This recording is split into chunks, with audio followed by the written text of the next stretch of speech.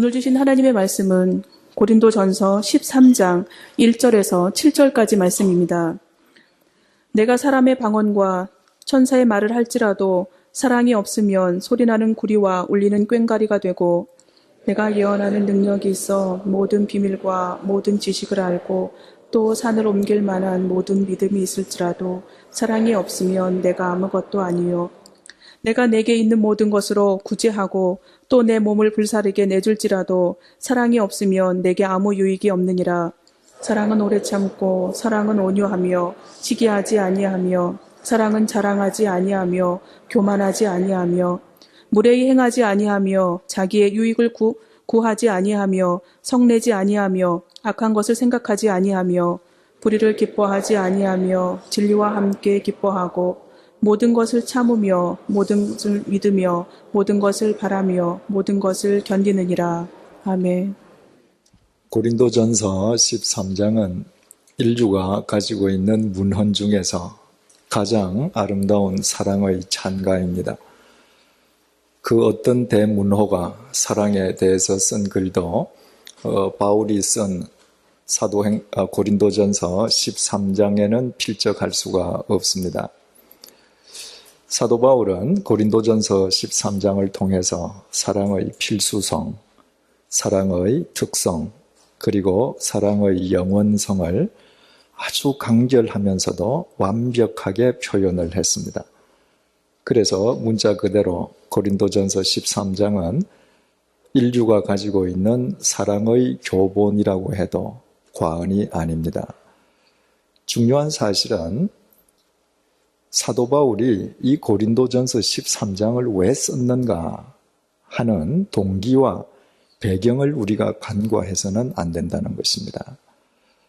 바로 이 고린도전서 13장은 고린도 교회를 향해서 쓰여진 글이죠.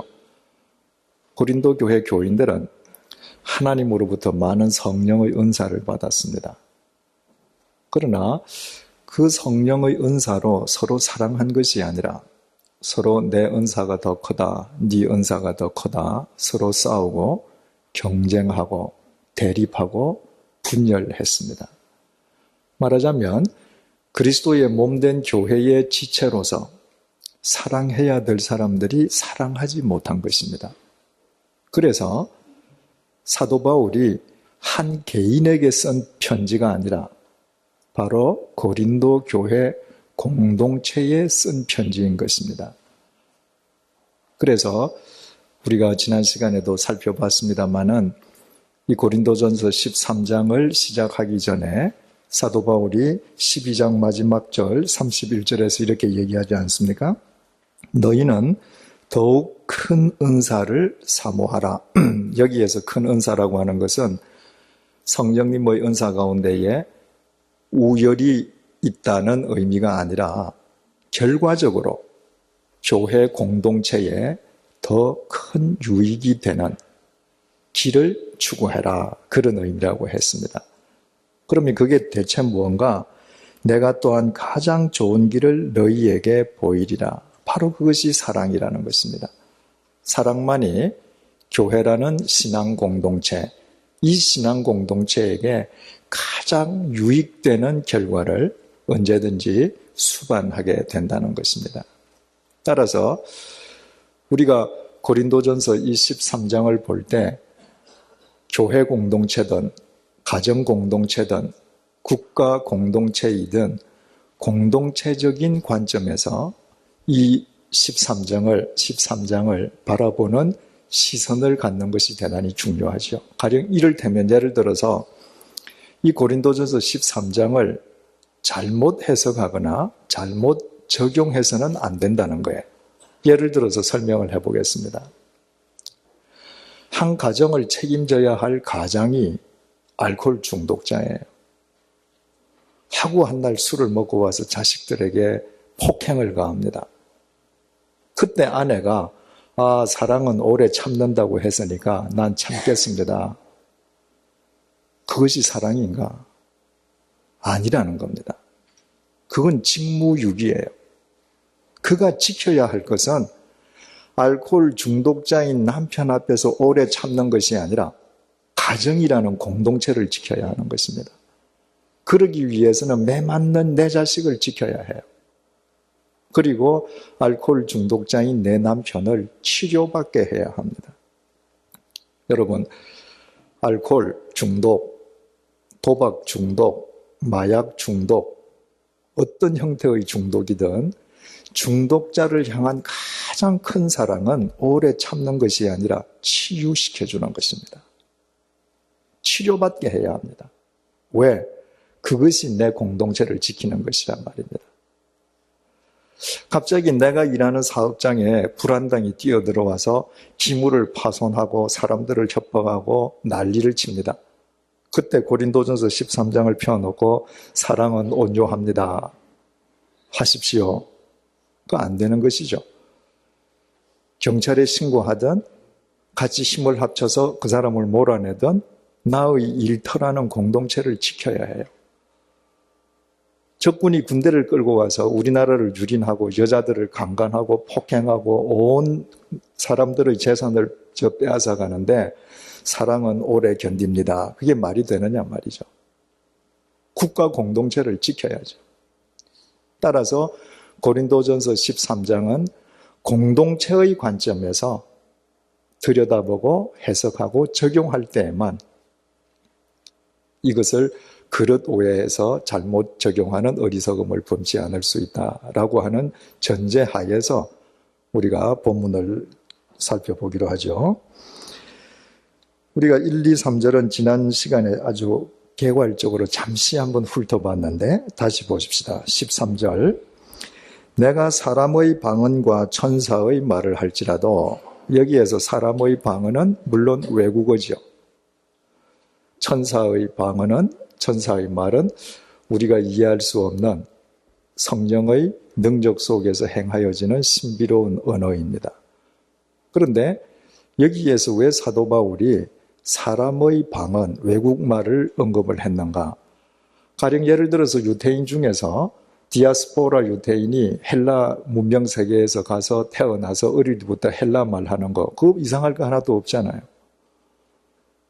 유대인이 유대 땅에서 살면서 집이 부유해서 헬라어 선생님을 데려다가 그 선생님으로부터 헬라어 교습해서 헬라 말한다. 이거 이상할 거 하나도 없는 거죠. 지금 여기에서 사람의 방언이라고 하는 것은 사도행전 2장의 오순절날 제자들이 행했던 그 방언을 지금 의미하는 거예요. 그 사도들은 외국말을 배워본 적이 없잖아요. 그 사람들은 무시간 갈릴리 어부여서 히브리 말밖에 못했거든요. 그런데 성령님께서 임하셨을 때 그곳에 16개 세계 지역으로부터 온 사람이 있었는데 그들이 다 자신들의 모국으로 알아들었습니다. 그러니까 이것은 선천적으로 습득이나 혹은 노력에 의해서 익숙해진 외국어가 아니라 오직 성령의 능력 속에서 외국어를 할 수 있었던 그 초월적인 능력을 얘기하는 것이죠. 따라서 내가 그런 초월적인 능력으로 방언을 말한다 할지라도 사랑이 없으면 소리나는 구리와 울리는 꽹과리가 된다. 여기에서 소리나는 구리라고 하는 것은 영어로 이야기하면 브라스 밴드 하잖아요. 그죠? 브라스라고 하는 것은 모든 금관 악기입니다. 그 금속으로 만들어진 관악기. 또 여기에서 꽹과리라고 하는 것은 금속으로 만들어진 타악기. 예를 들면 신발 같은 거 있잖아요. 바로 이 악기가 이방 신전에서 제사 지낼 때 쓰여지던 제기라 그랬습니다. 사람들이 그 우상에게 제사를 지낼 때 서로 소리를 지르면서 금속 악기, 이 타악기를 때리면서 열광했단 말이죠. 그들끼리 서로 사랑했겠습니까? 사랑하지 않아요. 옆에 있는 사람 이름이 누군지도 모릅니다. 왜 그렇게 열광하죠? 자신들의 욕망 때문에. 내가 이 우상에게 빌기만 하면 내 욕망이 성취될 것이라는 믿음으로 그들은 그렇게 악기를 치고 불고 소리를 질렀단 말이죠. 그런데 그들이 지금 제사 드리고 있는 그 신이라는 건 뭐예요? 그건 쇠붙이나 나무 조각에 불과합니다. 그러니까 그들이 악기를 울리고 소리를 지르면 지를수록 아무 의미 없는 소음이 되는 거죠. 사도 바울은 너희들이 사람의 방언이나 천사의 방언을 하는 그런 능력을 지니고 있다 할지라도 사랑이 없다면 이방 신전에서 그 이방 우상에게 악기를 두드리는 소음과 너희들 방언 소리는 똑같이 아무런 의미가 없다는 거예요. 사도 바울이 방언을 제일 먼저 이야기한 것은 지난 시간에도 말씀드렸고 또 우리 고린도전서 14장을 볼 때 다시 말씀드리겠습니다마는 고린도 교회가 가장 큰 문제를 일으킨 문제 중의 하나가 바로 방언 문제였거든요. 내 방언이 더 세다, 네 방언이 약하다 이러고들 싸웠단 말이죠. 그래서 너희들이 아무리 희한한 방언을 해도 사랑하지 않으면 그것은 공기를 단순히 진동시키는 소음에 지나지 않는다 이렇게 설명을 합니다. 여러분, 이 말씀은 오늘 이 시간에도 적용되잖아요. 여러분들이 댁에서 아무리 찬송을 불러도 가족끼리 서로 사랑하지 않으면 그건 울리는 꽹과리예요.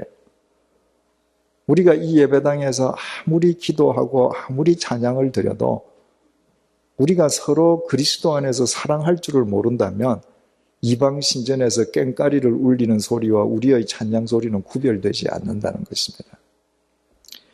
2절 말씀, 내가 예언하는 능력이 있어 모든 비밀과 모든 지식을 알고 또 산을 옮길 만한 모든 믿음이 있을지라도 내가 하나님의 모든 섭리의 비밀, 하나님의 모든 경륜의 비밀, 육체를 지닌 유한한 인간으로서 영계의 모든 비밀에 통달했다고 하십시다.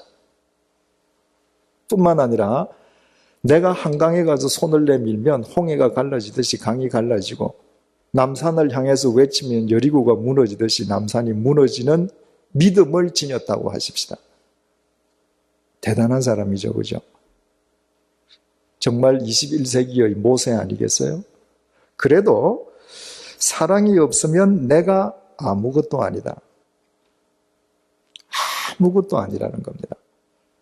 여러분, 한평생을 열심히 살고 무언가 이루었다고 생각하면서 살다가 하나님의 부르심을 받았는데 하나님께서 You are nothing.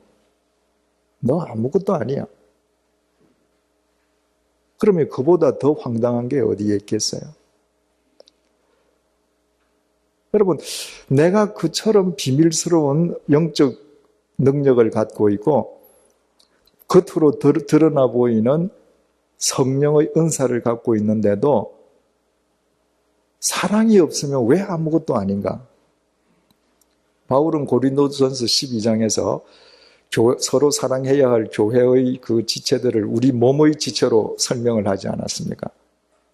자, 우리 몸 각 지체는 다 사랑합니다. 어떤 지체든지 자기 자신을 위해서 있는 것이 아니라 다른 지체를 위해서 존재한다 그랬죠. 오른손등이 가려우면 자기는 자기를 못 걸잖아요. 왼손이 긁어줘야 된단 말이죠. 그런데 여러분 한번 생각을 해보십시다. 이 앞에 팔이 두 개가 있어요.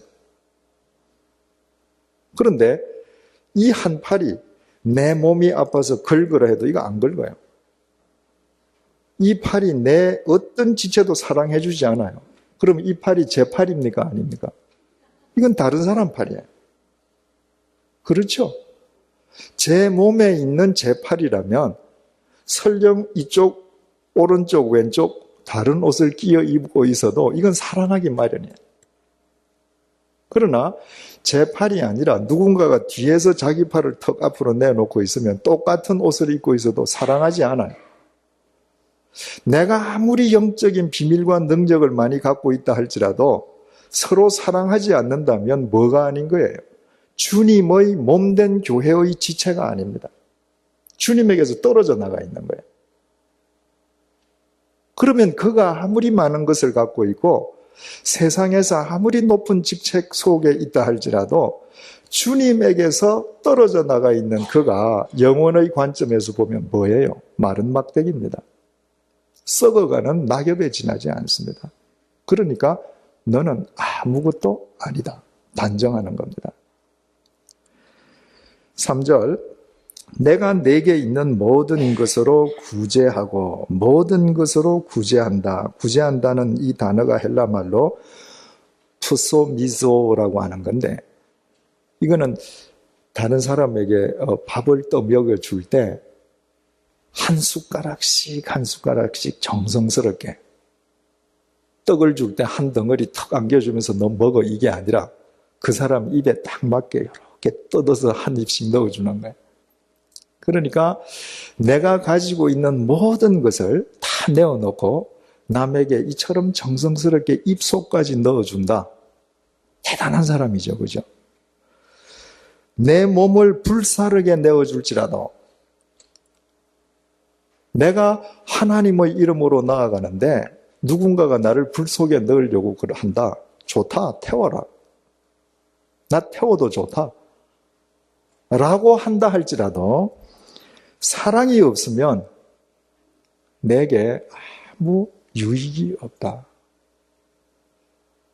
여러분, 사랑하지 않고도 다른 사람에게 밥을 떠먹여주면서 다른 사람을 정성스럽게 구제하는 일이 가능합니까?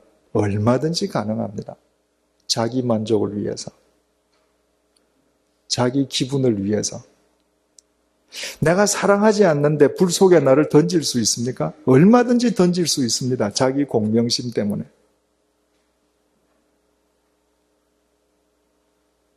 그러면 내가 내 기분이 좋을 때 내가 저 사람에게 떡을 전부 뜯어서 입속에 넣어줄 정도라면 내가 기분이 나쁘면 어떻게 하겠어요? 쳐다보지도 않겠죠. 그런 사람은 아무런 유익이 안 된다는 것입니다. 그 모든 행위가. 왜? 그것은 결국 자기를 위한 이기적인 행위이기 때문에 시간만 지나면 물거품처럼 다 없어지는 거예요. 그 구제와 그 헌신이 영원한 가치를 지닌 헌신으로 승화될 수가 없다는 거예요.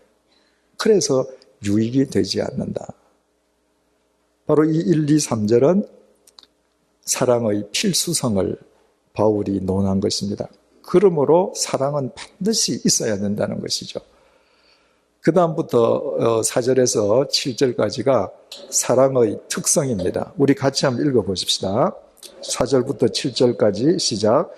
사랑은 오래 참고 사랑은 온유하며 시기하지 아니하며 사랑은 자랑하지 아니하며 교만하지 아니하며 무례히 행하지 아니하며 자기의 유익을 구하지 아니하며 성내지 아니하며 악한 것을 생각하지 아니하며 불의를 기뻐하지 아니하며 진리와 함께 기뻐하고 모든 것을 참으며 모든 것을 믿으며 모든 것을 바라며 모든 것을 견디느니라.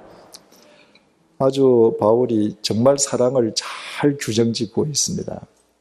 그런데 바울이 이 사랑을 두 갈래의 형식으로 지금 규정을 짓고 있어요. 한번 보여주실래요? 저기 첫 번째 갈래가 소극적인 정의, 바꾸어 말하면 사랑은 뭐 하는 거 아니다. 부정문으로 정의를 했습니다. 이를테면 시기하지 않는다, 자랑하지 않는다. 그러니까 부정문으로서 사랑을 정의한 거예요. 또 한 갈래는 긍정문으로 적극적 정의, 사랑은 오래 참는 것이다. 온유한 것이다. 이렇게 두 갈래로 지금 사랑을 정의하고 있습니다. 우리 먼저 이 소극적 정의에 대해서 한번 생각을 해보십시다. 그러니까 바울은 사랑은 시기하지 않는다라고 했는데 않는다는 말을 다 빼고 바울이 사용한 이 본래의 단어들을 한번 생각해 보십시다. 왜? 사랑은 이거 반대 개념이니까. 그러니까 이 단어의 뜻을 정확히 알고 거꾸로 하면 사랑하는 거잖아요. 자, 시기하다는 단어가 있습니다. 이게 헬라 말로 젤로오 하는 거예요.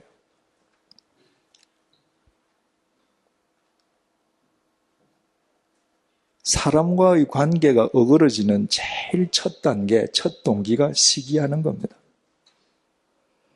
시기라는 게 뭔가 그릇된 경쟁의식에서 파생되는 것이죠. 그래서 시기하면요, 반드시 우월의식에 사로잡히거나 열등의식에 사로잡힙니다. 한 사람이 1년 12달 우월의식을 갖고 한 사람이 10년, 20년 열등의식에만 사로잡히는 게 아니에요. 사람에 따라서 달라져요. 이 사람 앞에서는 내가 우월의식을 갖고 저 사람 앞에서는 내가 열등의식을 갖게 되는 거예요. 그러니까 사람은 사랑의 대상이 아니라 철저하게 경쟁의 대상이 되죠. 고린도 교회가 여기서부터 문제가 생겼습니다. 성령님으로부터 은사를 받았는데 성령님으로 받은 선물인 그 은사로 서로 사랑하고 헌신하려 한 것이 아니라 네 은사가 더 크냐 내 은사가 더 크냐 서로 경쟁했단 말이죠. 따라서 그 경쟁이 시기를 낳았을 때 서로가 우월의식과 열등의식 속에서 서로 다툴 수밖에 없었던 것입니다. 정말 비극적인 현상이었죠. 시기하면 그 다음 단계가 뭔가 자랑하는 단계입니다. 헬라말로 페르페류오마이라고 되어 있습니다. 이 자랑한다는 페르페류오마이라는 헬라말은 과장한다는 거예요. 자랑이 뭔지 아십니까?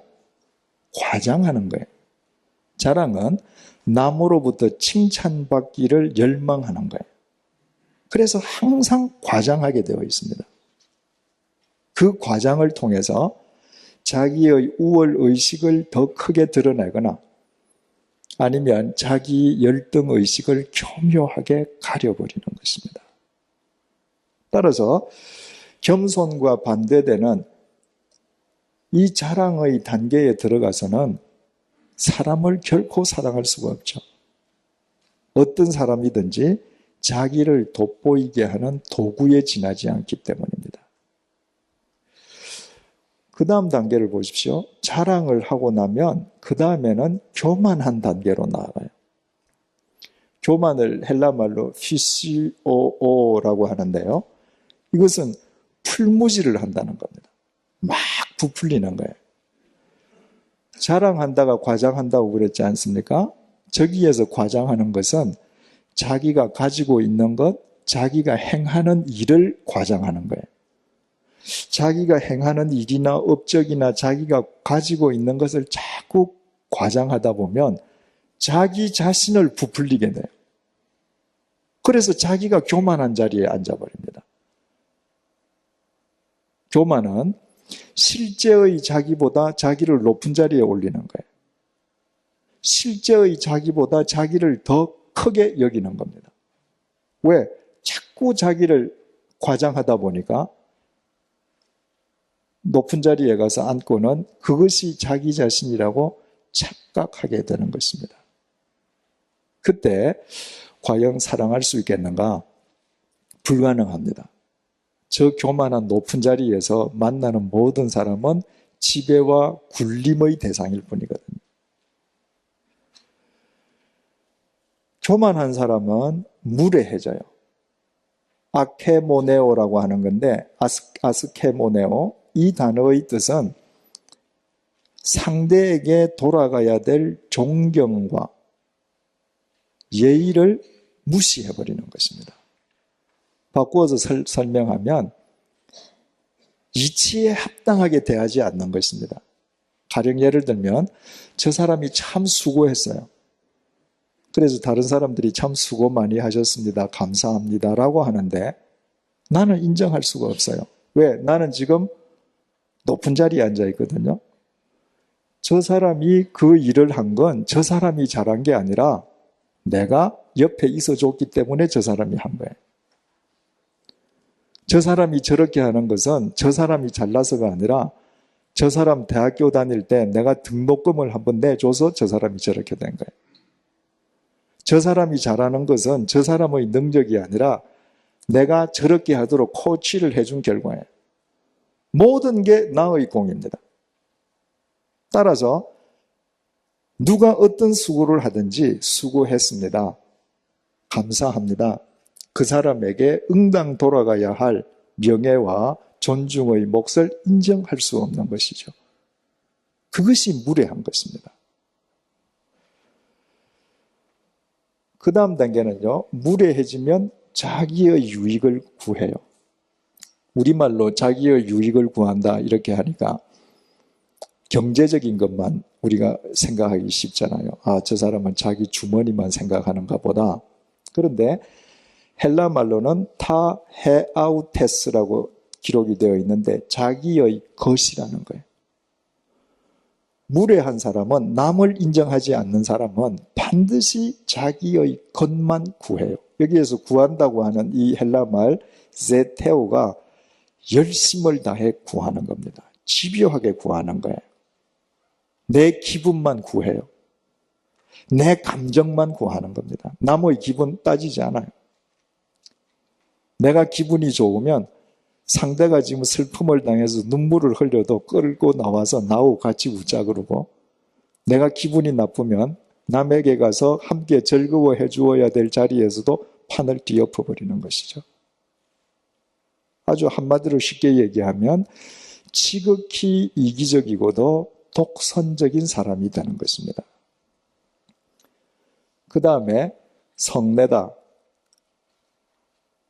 헬라 말로 파록시노라고 하는 건데요. 이건 우리가 흔히 일상사에서 살아가면서 낼 수 있는 화를 의미하지 않습니다. 바로 이 파록시노라고 하는 헬라 말에서 발작, 감정이나 이런 게 폭발해서 발작을 일으킨다는 뜻의 영어 패록시즘이 파생이 되었습니다. 그러니까 자기 뜻대로 안 되면 발작을 하는 겁니다. 여기에 파록시노라고 하는 이 헬라 말의 뜻은 날카롭게 한다는 뜻이 있습니다. 그러니까 화를 내는데 단순히 내는 게 아니라 자기를 날카로운 흉기로 써요. 어떻게 해서든지 상대방의 자존심을 깔아뭉개고 상대방의 존재 자체를 부정해버리지 않고는 속이 시원하지 않은 것입니다.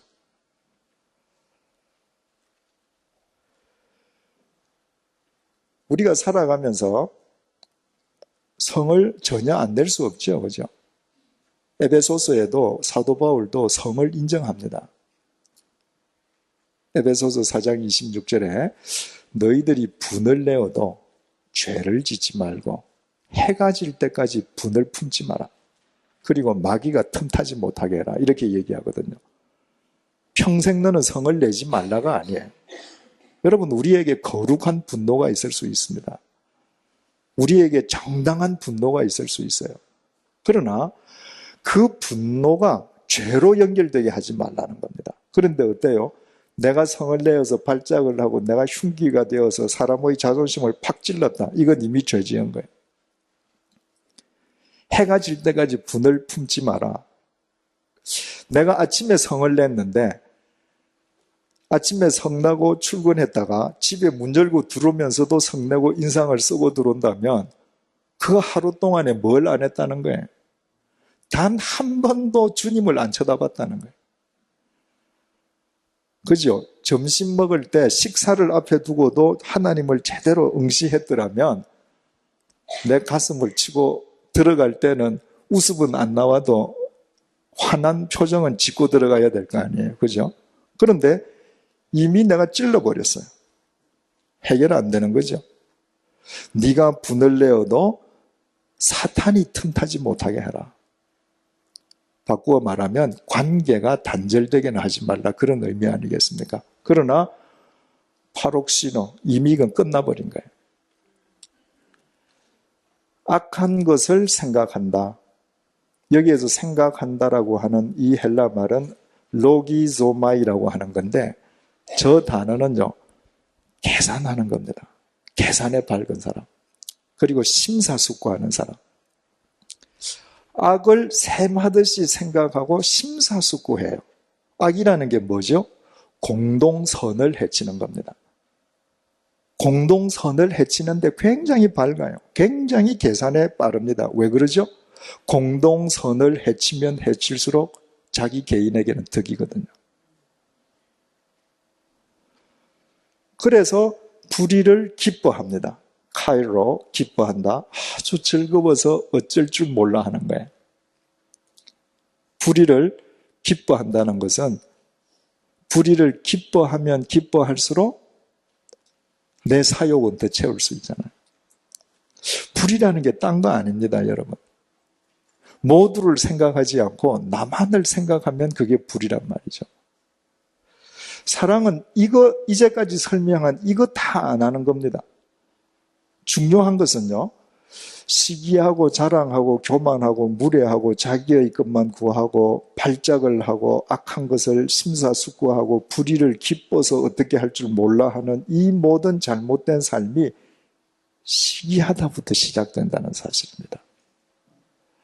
저 시기하다는 헬라어 단어 젤로오라고 하는 단어는 열심이라는 뜻입니다.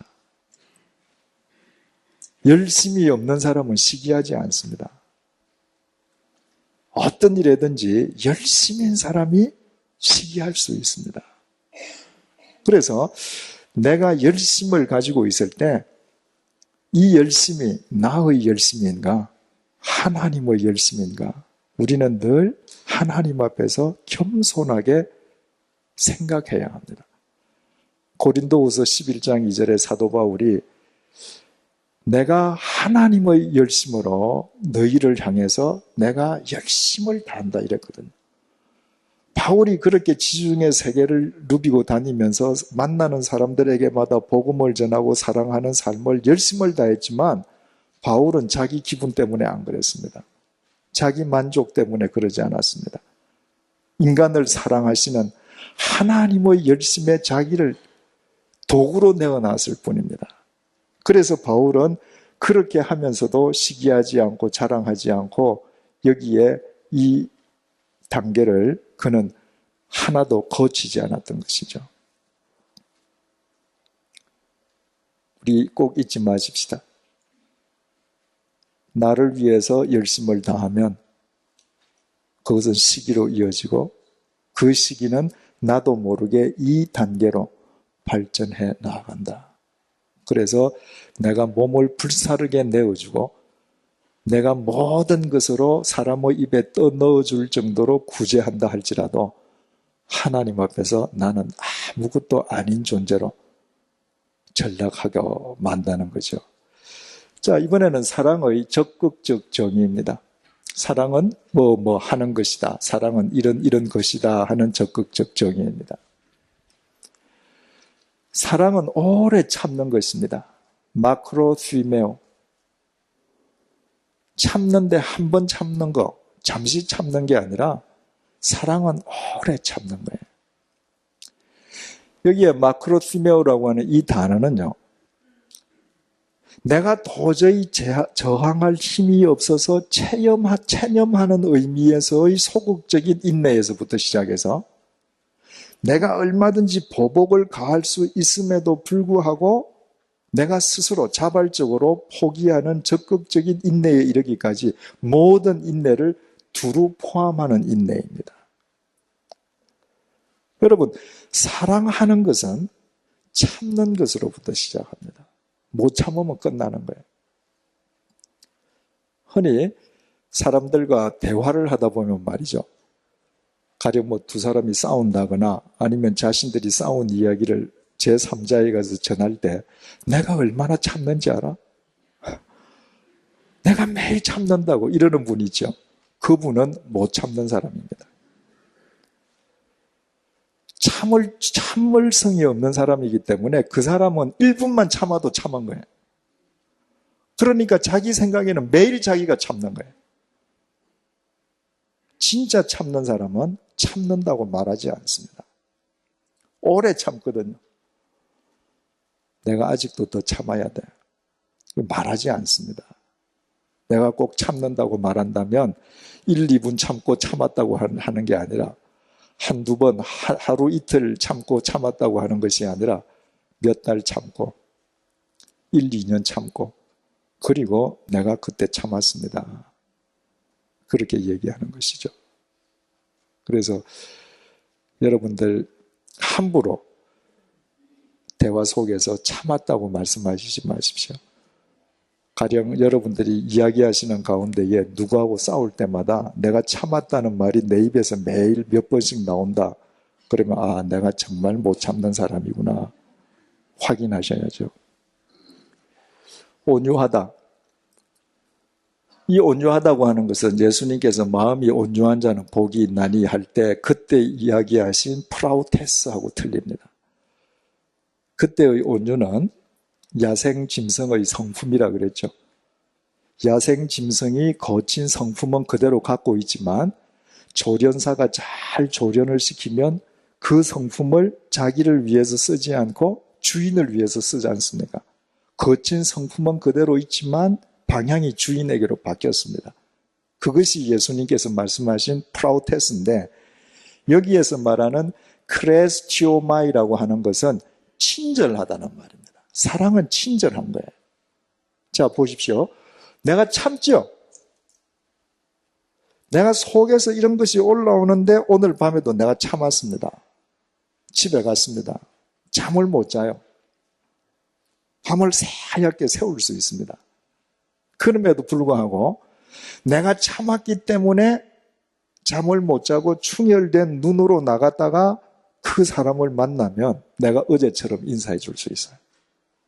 참은 사람만 친절을 계속할 수 있습니다. 내가 참으면 그 사람을 봤을 때 평상심이 지켜지는 것입니다. 내가 참지 못하고 내가 분을 쏟아내고 나면 그 다음에는 크레스티우마에는 없어지는 것입니다.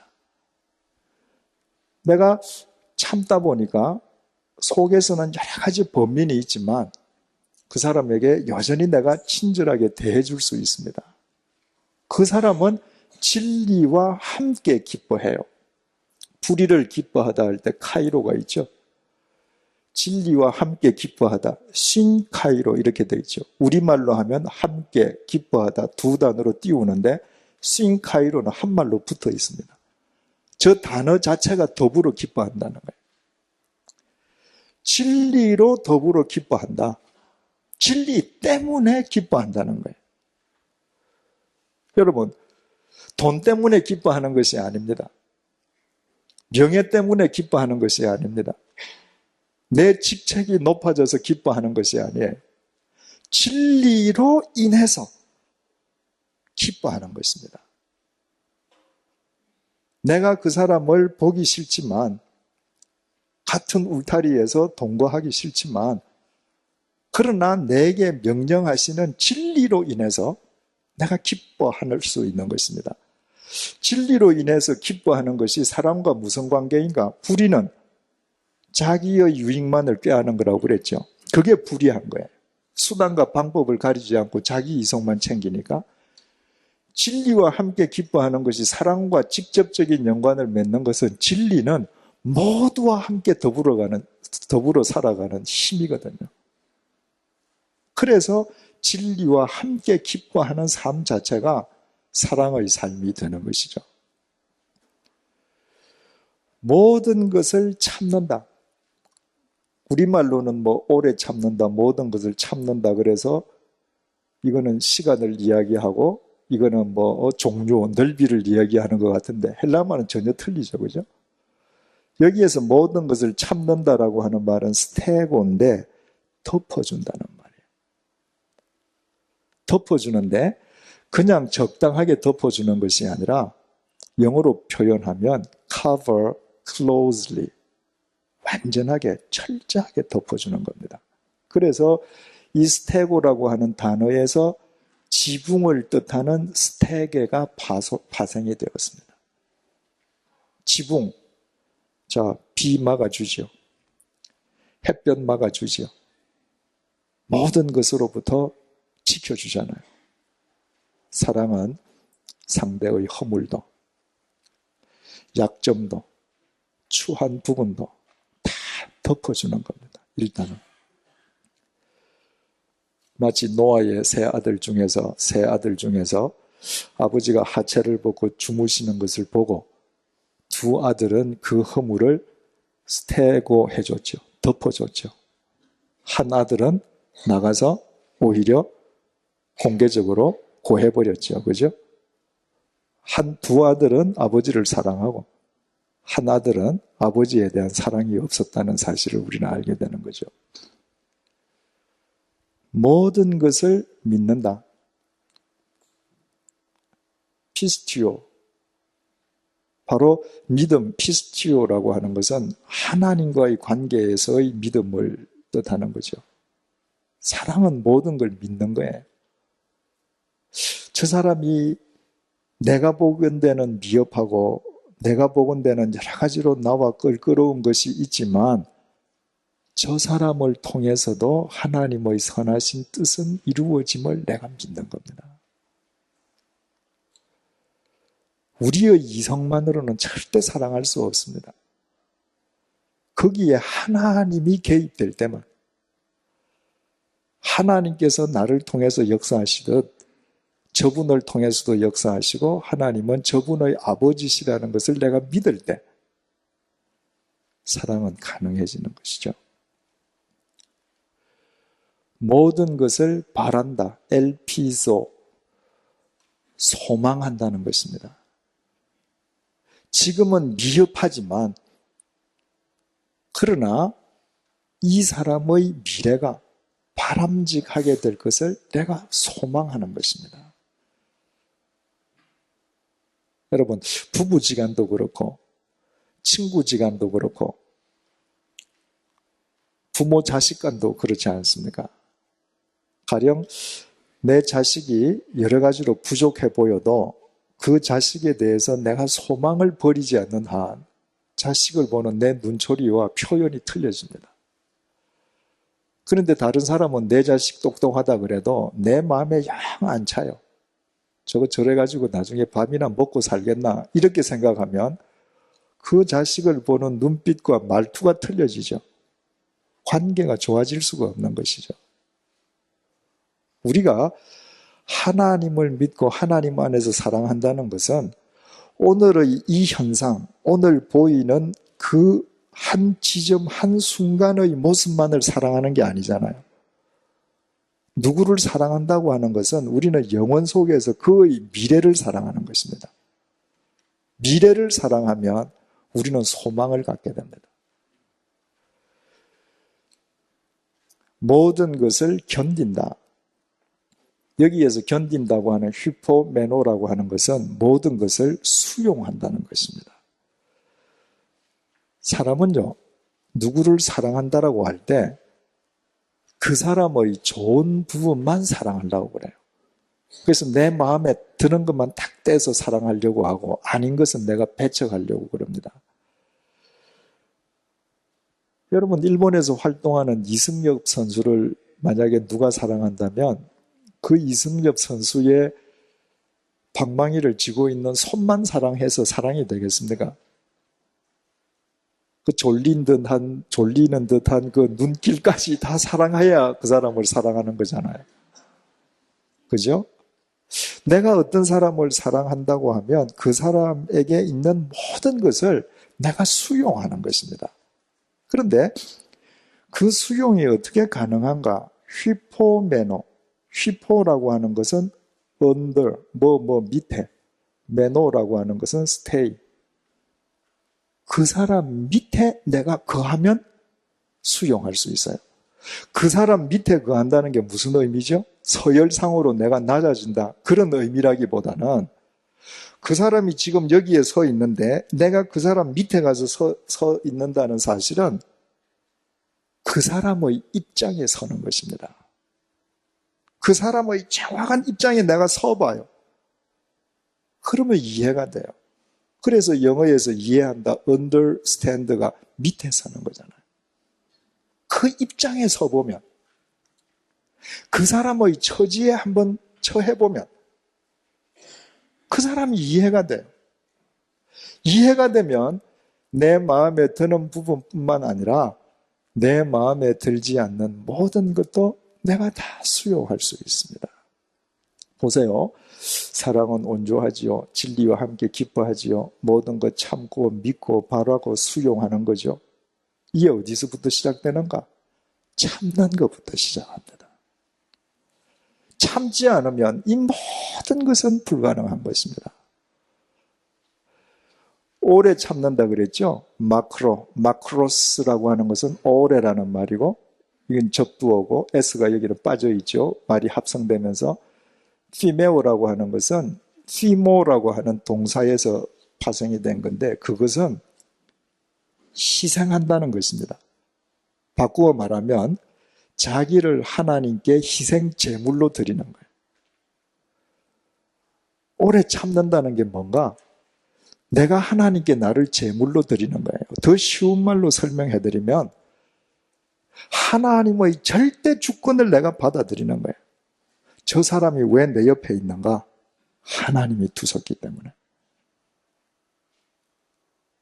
내가 왜 참아야 되는가? 하나님의 명령이기 때문에. 내가 왜 저 사람하고 더불어 이 길을 걸어가야 하는가? 하나님의 뜻이기 때문에. 내가 왜 저 사람과 이 일을 해야 하는가?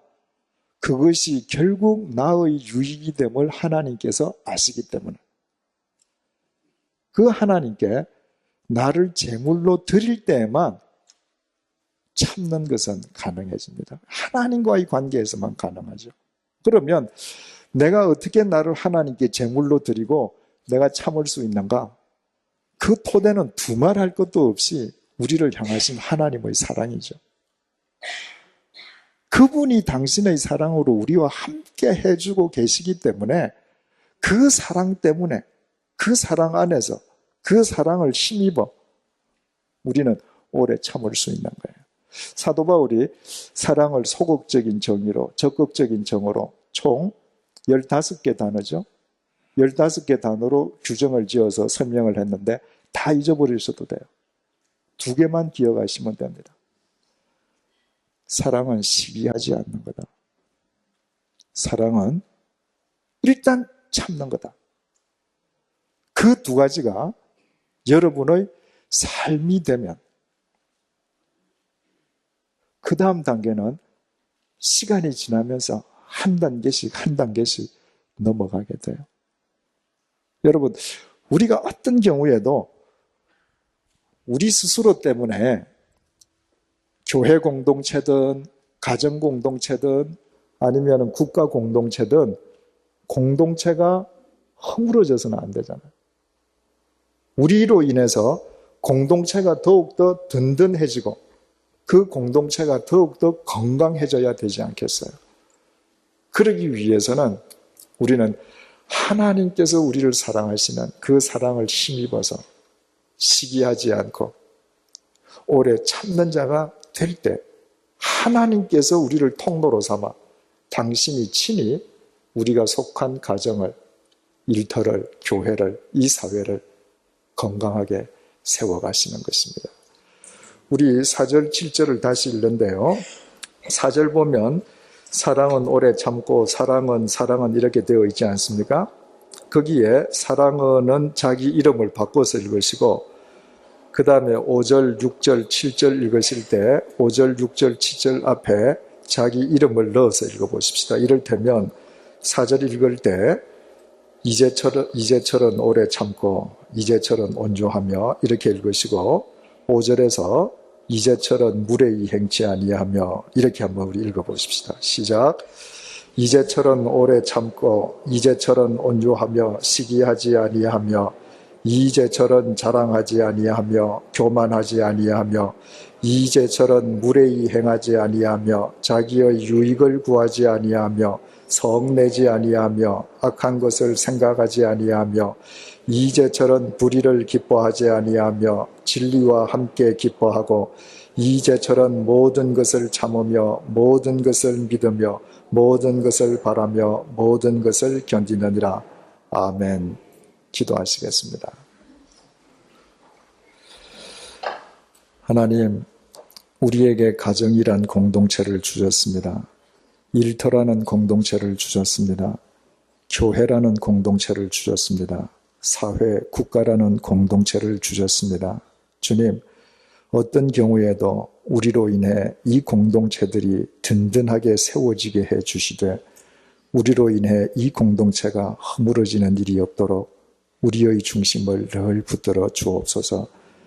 미물에 지나지 않는 우리들을 사랑해 주시고 우리와 함께 해 주시는 하나님의 그 사랑을 잊지 말게 도와주시고 그 사랑의 토대 위에 굳게 서서 그 사랑을 힘입어 무엇보다도 시기하지 않으며 오래 참을 줄 아는 사람이 되게 하여 주옵소서.